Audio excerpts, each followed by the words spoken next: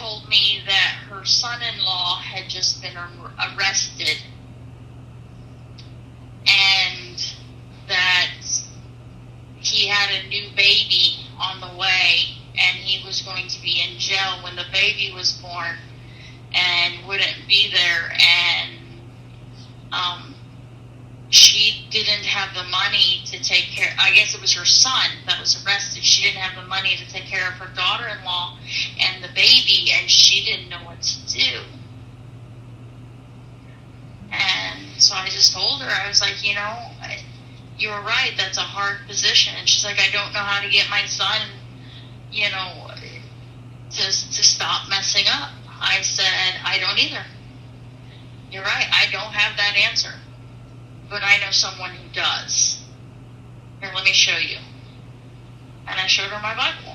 And I said, this man, he's the one who can help you. He's the only one who can help you now. This is the only place you can go to get help, with this situation. And opened the Bible and read to her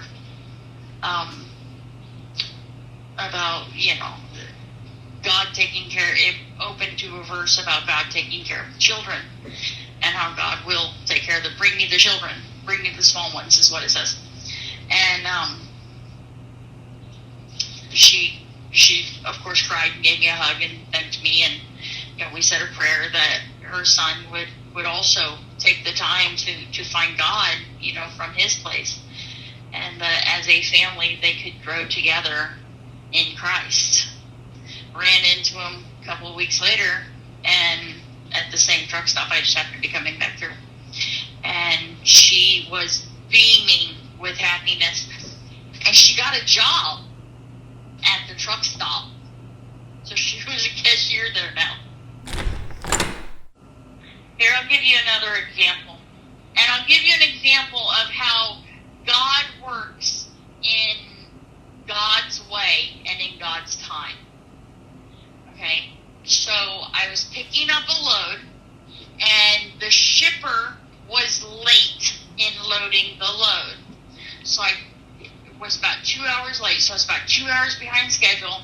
I pulled forward to close the doors. The freight was not loaded in a manner that it could ride, so I had to put the trailer back in the dock. By the time all was said and done and I was able to leave the shipper, I was about 5.5 hours behind schedule. I was going to be late to delivery. I was starting to get frustrated and annoyed, and I got in my truck and I took off and I left. I called my dispatch and I said, I'm about 5.5 hours out of schedule and I'm going to be late for delivery. They said, where are you at? And I told them the route that I was taking. I was taking Interstate 40 up to Interstate 44 in north. And they said, don't get on 44. You need to go forward past 44 to, I think it was 50-something, US 50-something, because there's a big accident on 44 that you can't get on 44. You won't get through. I said, oh my, okay, so that's going to put me even further behind, because that's another 2.5 hours out of route that I now have to go to stay away from that accident. They said, don't worry about delivery. Delivery's fine. Just make sure you just stay on 40. So I was like, okay. So I kept going down 40, and I come over this hill, and I'm already late. I'm frustrated. I come over this hill, and there is a car on the side of the road, and it is broke down, and I can see that there are 3 women by that car, and I thought, I've got to stop. I don't know why, but I have to stop. So I pulled in behind that car, and I got out. Now, as I pulled in, one of the younger girls got back in the car, and I could see her locking the doors. And I thought that was funny, but, So I get out of the car, or get out of my truck, and I walk up to their car.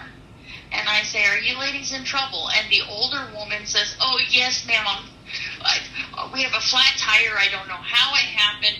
I don't know how to change the tire. These are my granddaughters. They're both teenagers. Neither of them know how to change a tire. We just don't know what to do. I about it where I was at. I was in a area of Texas that isn't known for being progressively understanding, and I'm standing here in front of 3 black females, or African American, whatever you want to call them, 3 black women. This is not a safe location for these women by Texas standards. And I'm like, okay, let me see what I can do. So I pulled out my, my jack and stuff like that, and I jacked up their car and started changing the tire. Now, I noticed something as I was walking up. Grandma was wearing a shirt that simply said, pray. That's it. That's all it said. Pray. So I start changing the tire. One of the teenagers comes over to me and she said, why did you stop?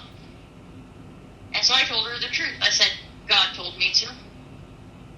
God put me here. I didn't go through all the whole how I got there, but I said, God put me here and God told me to stop. So I did. She goes, how'd you hear it? What do you mean God told you to? Like with your ears? I said, no, just with understanding. God told me to stop. And she said, well, how'd you know we needed help? I said, well, your grandma prayed. And the teenager looked at me, and she looked at Grandma, and she looked at me, and she goes, did you really? And Grandma goes, well, of course I did.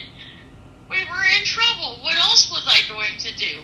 And the teenager goes, and you heard it? I said, no, I didn't hear your grandma's prayer. I heard God answer your grandma's prayer, and he did it by putting me here. And she was like, no way, right? She's just all excited. And so she started asking me, like, questions.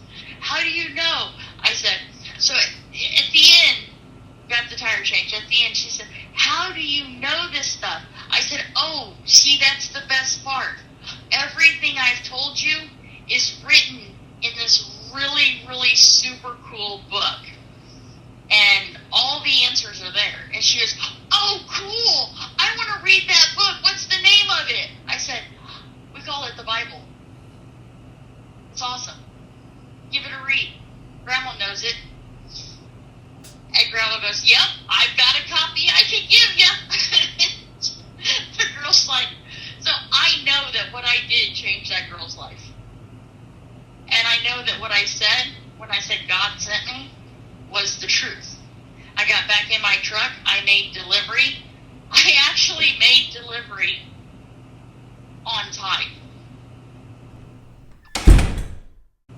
Here's another one. This one you could probably actually look up. It was a truck on fire in Colorado. Okay, it was on Interstate 70 in Colorado. I was coming out of Denver, and I saw the truck, the trailer brakes had caught fire. And I saw the truck as I was pulling up, and so I moved left to, not get hurt. And as I'm passing it, I get this feeling to stop. So I do. Right? It's awesome. So that's exactly what I did. I pulled up, I hit the brakes and came to a stop. I grabbed my fire extinguisher out of my truck because all trucks carry them.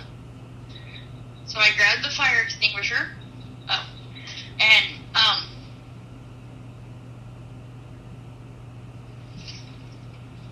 Ran back to where the truck was on fire. Handed the fire extinguisher to the co-driver I had at the time. It's different from the one I have now. Handed the fire extinguisher to him. He ran back and immediately started spraying the brake fire with the fire extinguisher and deadened it down. I went up to the driver, who was just obviously in complete shock. He wasn't doing anything. I banged on the door and I said, driver, you need to wake up. You need to wake up right now. You need to wake up. Right? And so eventually he kind of slowly looked and turned towards me, and I said, listen, We need to disconnect the truck from the trailer. The trailer's on fire. We need to disconnect the truck from the trailer. Lower the landing gear. That's what you have to do. Right? And so he's like, oh, yeah, okay, yeah. And so he got out, he lowered the landing gear. I pulled the fifth wheel release arm, and then I walked over to the brake lines. I pulled the electric line and the brake line, of course. And just before I pull it's the red airline or emergency airline, okay, one of two things is going to happen here when I pull this red airline. Either the taking away the air from the canister is either going to suffocate the fire, or it's going to cause the canister to explode. I know that these are the two possibilities of removing that airline. Typically, if you're alone, you're going to leave that airline connected and you're going to break that airline, pulling it away from the trailer. But what I did, because I don't know why, I said, driver, get in the seat.